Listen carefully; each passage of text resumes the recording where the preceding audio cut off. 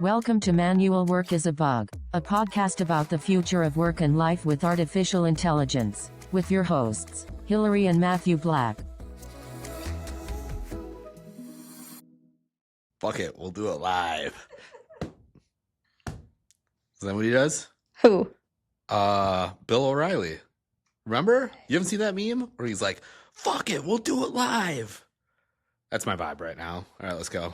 All right, welcome to Manual Work is a Bug. Thank you. How are you doing today? I am tired, but I have my energy drink of choice. So, What's the flavor? this Not is the brand. What's the flavor? orange cream. What's wrong with orange cream? That's not good. Okay, so hold on. So I have to say something. So obviously Ghost is our beloved local energy drink company. They're just bought by who? Procter or Pepsi or PepsiCo? Anyways, they were bought for like 1.7 billion bucks. So congrats to them. Hell yeah. Great outcome for those founders. But the new release, the 7-Up, something's wrong, right? I love 7-Up. No, I do too, but the energy drink version of the 7-Up, like I've recently had it again and I was like, this doesn't taste right. Like it's like a different formula. Like it doesn't taste like 7-Up, or it's not as flavorful. It tastes more like soda than an energy drink. And I'm like, really already? Like you bought the company like 4 months ago and you're already tanking it? It's less carbonated. Yeah. But I like it. It's one of my personal favorites. Okay, well, cheers. Cheers. It's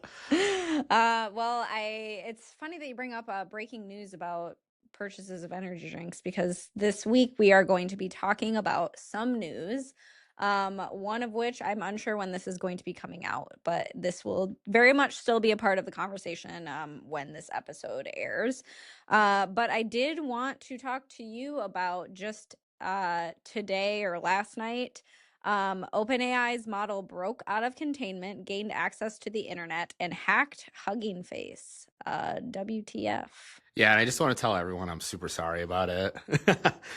No, it's pretty wild. So I just read a little bit about it this morning, and I was talking to one of our engineers about it too. So I'm still being educated on the details, but from what I understand, OpenAI was supposed to be doing something in a sandbox environment, and the whole purpose of a sandbox environment is, it cannot go out to the internet, it's locked, it's secure, like yada yada yada. So first and foremost, huge fuck up in the sense of sandbox, right? Anyways, this autonomous AI agent went out on the internet. I think it was doing some like performance-based stuff and identified Hugging Face as a target to hack, which makes sense. I mean, it hosts a lot of AI models there, so natural place to go. Anyways, went there, and I don't know the details of what they did, but what's really interesting is that Hugging Face used some sort of security measure powered by OpenAI with guardrails, and the guardrails failed because the person attacking it was OpenAI. So like it was like the guardrails won't work if the person attacking you supplied the guardrails. So like now it's just like, holy shit, like this is another dimension to all of this.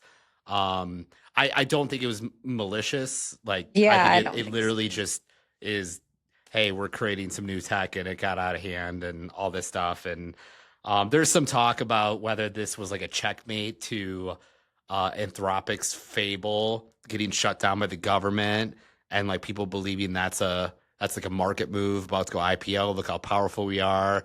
And now OpenAI is like, yeah, cute, we own the entire world type move, which would be an awesome film. I'm not gonna lie, I'd love to watch that film, but I'm not sure that's what this was. But yeah, pretty messed up, right?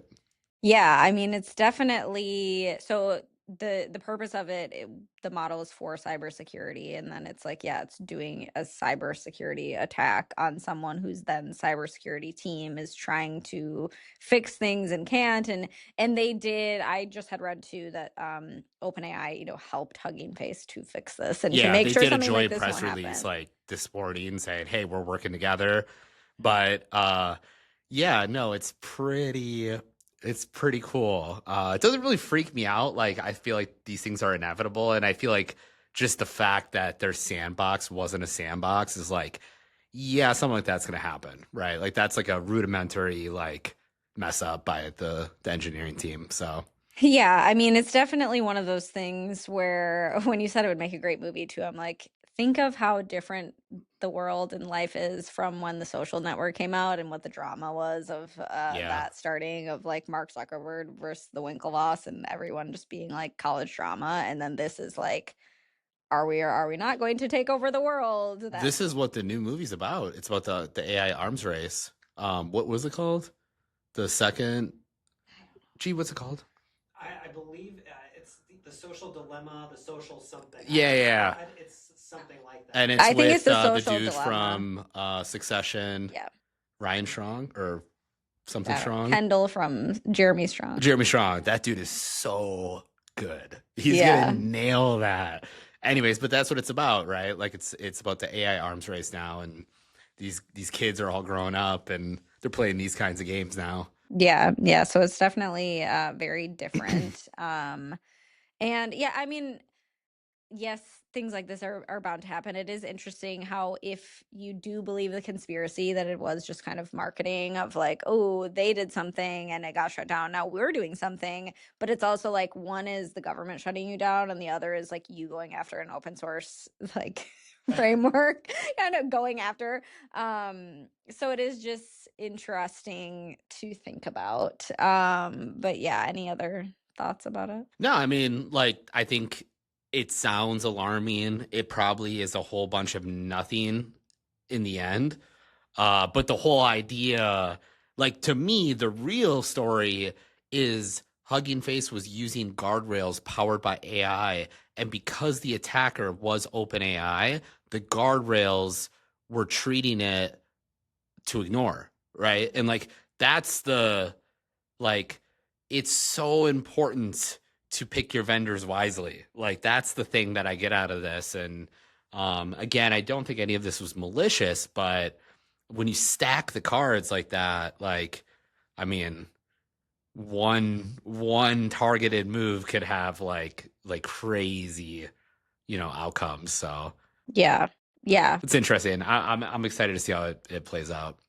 For sure. And I'm sure that as the days are going on, we're kind of going to get more information about what exactly happened or Maybe, what or they'll just people close it. think. Yeah, they'll close it or what people think about how you should be building this and all of that too. And on the topic of, I guess, the arms race of everything in AI, I also want to talk about the Kimi model, which is like something that also happened like very recently that, Yeah. this is all very much a larger topic of just like who's going to win the race and is it going to be for so long like these are two US companies and now we're seeing like Moonshot is really saying that they're surpassing and like all of these things and like the government being involved and all of this different type of stuff. So would love to know, have you tried it or did you try No, it? I will never try a foreign model. Like not that I'm like, bleed red, white, and blue through my AI models or anything. Like I it's not that. It's just like I know what that means, Like I know like it's very similar to TikTok. Like I actually do think the reason Kimi and a lot of these foreign models are so cheap is because they're subsidizing it. Like they're literally trying to get us to use the most power. And who doesn't want to use the most powerful model, right? Like, oh, it's cheaper, it's better, it's quicker, it's faster. Of course I want to use it, but at what cost, right? And I think there's this new term called AI dumping, and essentially what it means, and again, I'm not Scott Holloway like or anything like that, but the way I understand it is that China will use these models to essentially neutralize the value of all other models, and the sheer amount of investment that like OpenAI and Claude and some of the others are making. If all of a sudden China comes out with a model that's better and it's free, all that money goes to waste, right? And theoretically, it's kind of the whole cheaper labor, outsourcing everything to China all over just with AI, and it could really hurt our economy. So, I think there's some funny business going on there. I don't want to. I think the models here are fine and good and dandy and a hell of a lot more trustworthy. But yeah, I mean, it's pretty crazy how quickly that stuff happens, and I guess it's like a whole 10% better than Fable too on its benchmarking. So what does that mean exactly? Because they're even thinking about like ChatGPT versus Claude or whatever. Like, what does better mean, and how are people really measuring what that is? Because obviously, something being more cost effective is going to be appealing to people anyways. Like, obviously, the cost of this is very expensive, whether you're just like a regular user or you're a company who is like using AI and you have all the costs of all of these things to run everything. But what does like better mean? Yeah, so there's specific benchmarking tests for specific tasks. And the one, I forget what it's called, but the one that Kimi is winning is like the coding challenge, which is like the number one use case right now. It's like where people are throwing far amounts of money at winning this AI race, because if you solve coding, you can theoretically solve every problem because you can just create anything, right? And that's like getting AI to do coding first wasn't random. It was like the number one roadmap initiative because they knew whoever fixes coding can fix anything else. So that's kind of used as the North Star in terms of benchmarking these models. But like generally speaking, without getting all nerdy on it, like there are better models for particular things, right? So certain things are just going to be better with GPT. I was on a podcast recently with some awesome people. I don't know when this is going to air, but some awesome people in the space. And she was saying how she uses GPT for like design, right? Like, and we do too. Whenever we want to mock up the backyard, we'll use GPT because it's just better at doing that, right? They proactively train their model to be better on that, where Anthropic is like, we're better at work, co-work, coding, et cetera. So it's a long-winded way of saying like each model has its strengths. And side content piece note, we should make a blog post on the top models for every job an insurance agency would use. That's interesting. Yeah, that would be good. I know, because even thinking about like to think about the image generation and things like that, I think I saw that now Claude is like supporting Artlist so that you can use Claude to like activate Artlist and generate images that way versus like ChatGPT is generating it directly in the chat.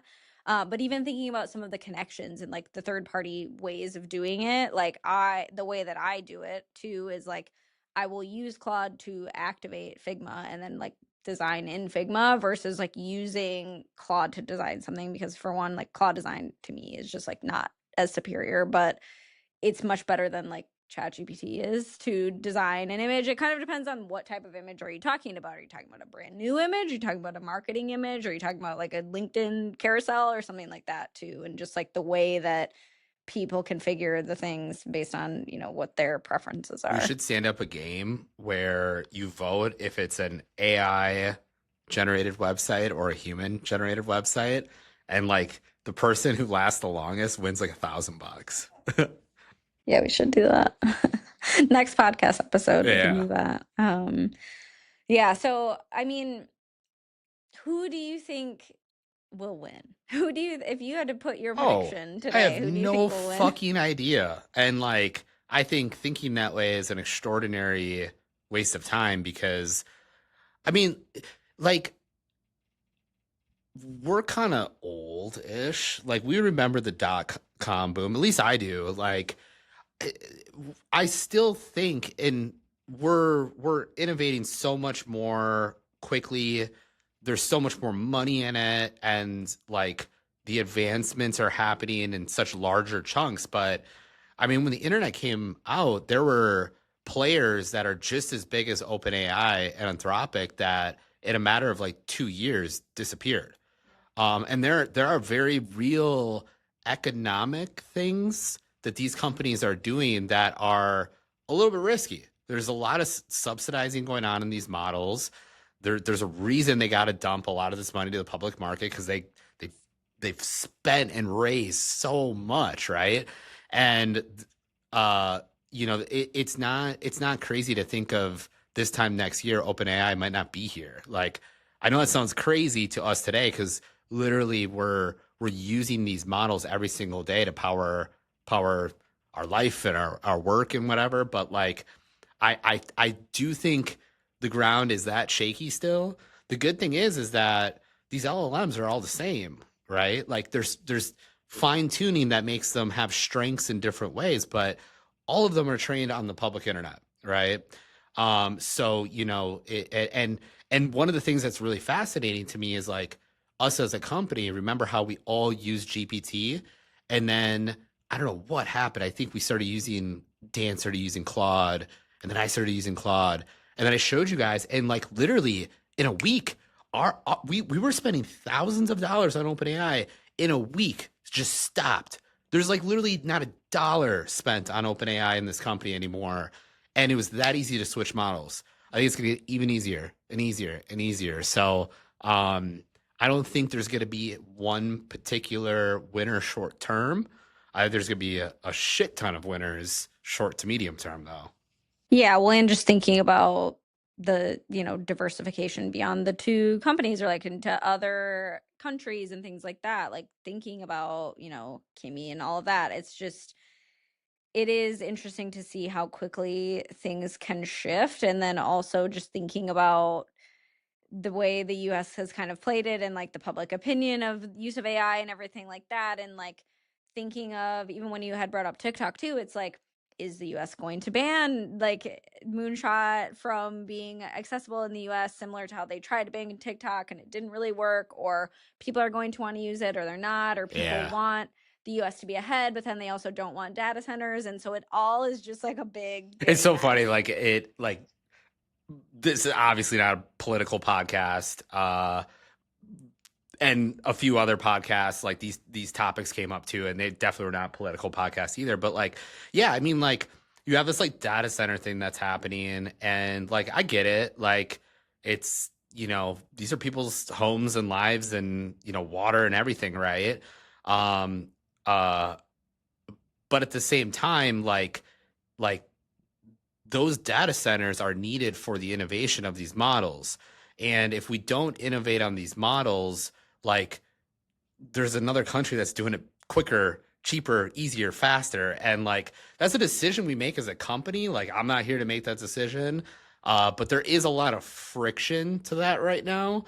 And I think there's a government thing at play where like the government steps in some way, shape, or form to prevent bad actors.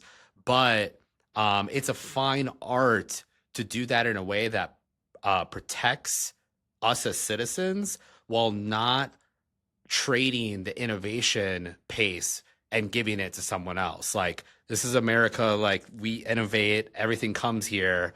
And it would be a shame to lose a whole generational advancement because we can't figure out policy correctly, Right. We can't do things that are going to be for the best of all people. Yeah, like not for the best of one, not for the best of the other, like for the best of everyone. Yeah, like it's not a like I wish we could get to a place where it's like a shared understanding that this isn't like a you versus me political thing. Like there's always gonna be pros and cons to any change. Like change hurts. Like it's just part of the game.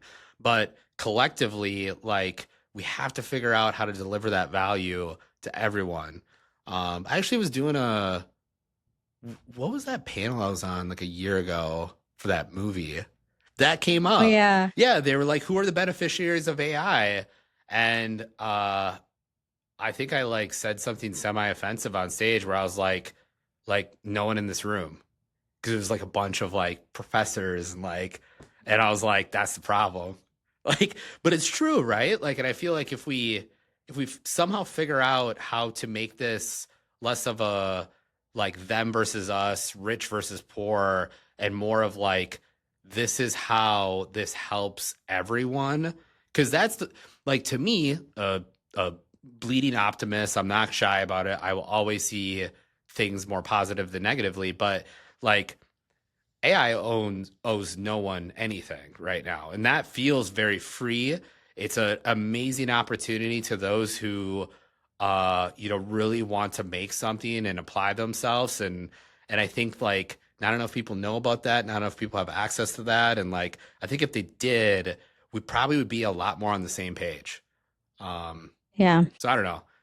That's a rant, but again, we're not a political podcast, so it's all good. Yeah, There's much love for everyone. Just want to be clear on that. Yeah, exactly. We love, and I would love to see this meet solutions in a way that is, beneficial for the planet, beneficial for people, beneficial for all economic statuses and our country and how we can, Yeah, as see much ahead. as much as you can. Like I don't think any reasonable person is going to believe that you can have everything always. Like there's trade-offs, there's pros and cons, like, but goddamn, like, can we just find a general understanding that like we're all in this together, and we like there's an opportunity here to just like, do something really special again. And like this is the internet all over. And like we killed that one. We nailed the internet.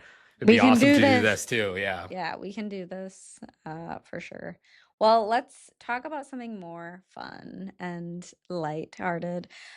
So another piece of news from OpenAI that I just looked at, you just told me about it a couple days ago, is the Codex keyboard, It's cool, right? which is super cute, and I want one. They're unfortunately Sold very, out in very every sold color. out in Yeah. every color.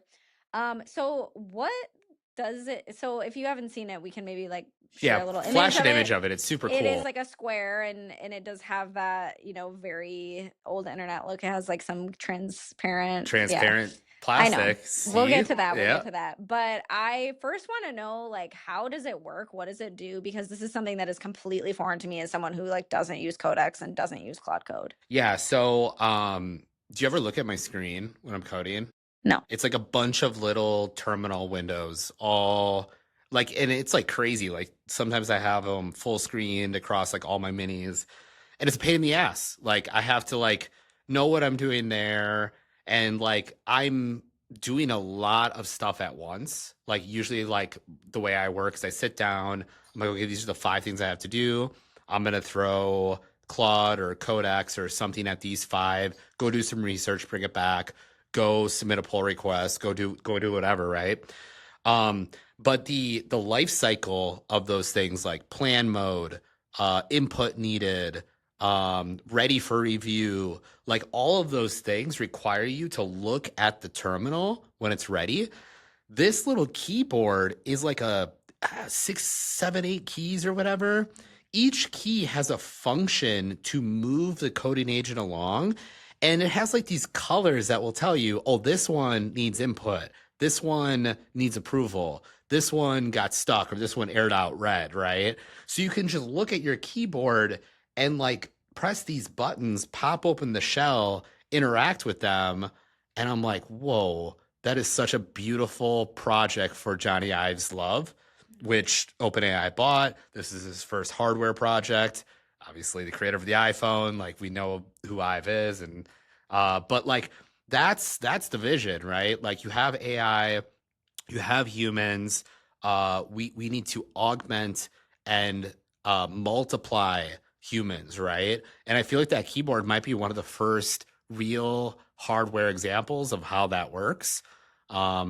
It's super hard to get. I wish I could get one. It's all sold out. It's sold out instantly, but and also too, the fact that it's translucent, like with green, red, orange, like it's a step in the right direction.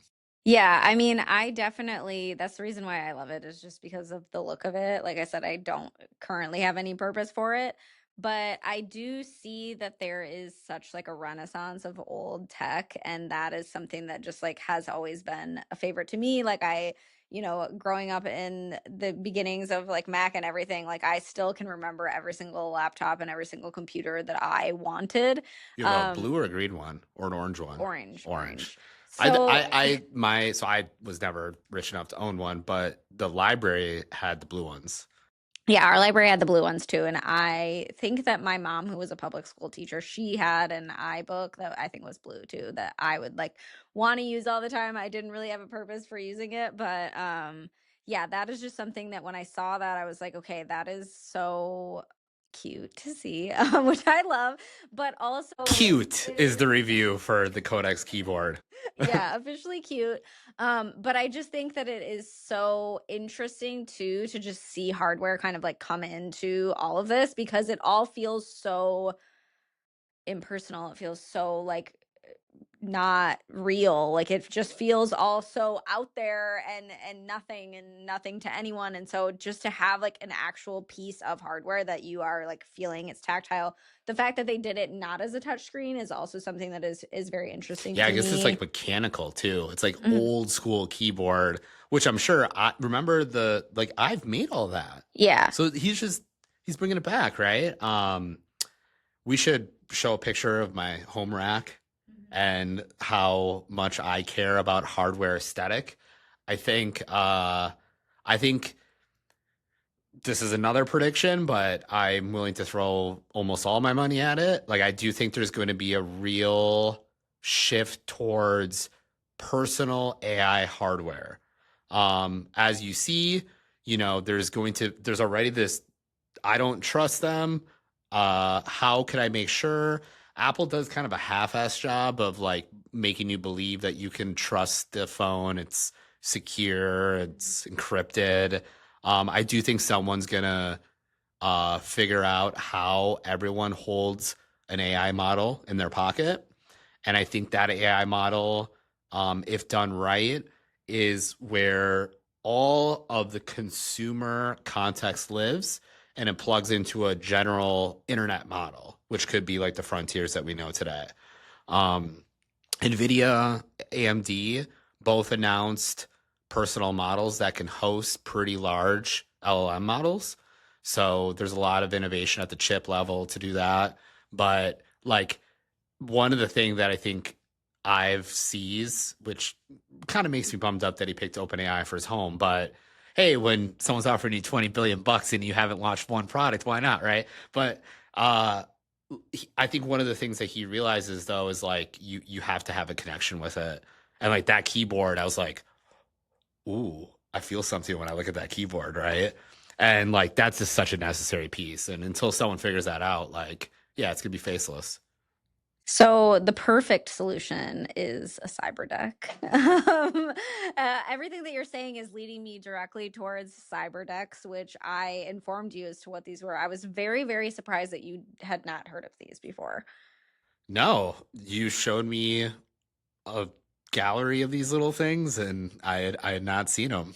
Yeah, so if you are listening and you've never heard of a Cyberdeck, essentially what it is an even cuter than a Codex keyboard personal computer. It's basically a display screen, a keyboard, and a Raspberry Pi that can fit inside of any type of container.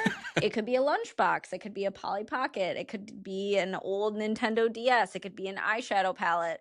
Anything that has something that could be turned into a screen, you can buy the size of display. It's very like popular to 3D print them, so you could 3D print like a purse, and then it opens like it's like a clamshell type of thing with a display and then a little keyboard. So I think it would be the absolute perfect size for a Codex keyboard, but you can get any small Wait, keyboard. so are you actually thinking the Codex keyboard would be in there, and then you would have a Raspberry Pi and the screen, and that's where you do your coding? Yeah. That's intense. It could be just a way maybe in the future you're checking in on your agents and you just have little windows that can cycle through each of them, and you use it as a switcher as opposed to as like taking action. Yeah. I think it's just the size of it all.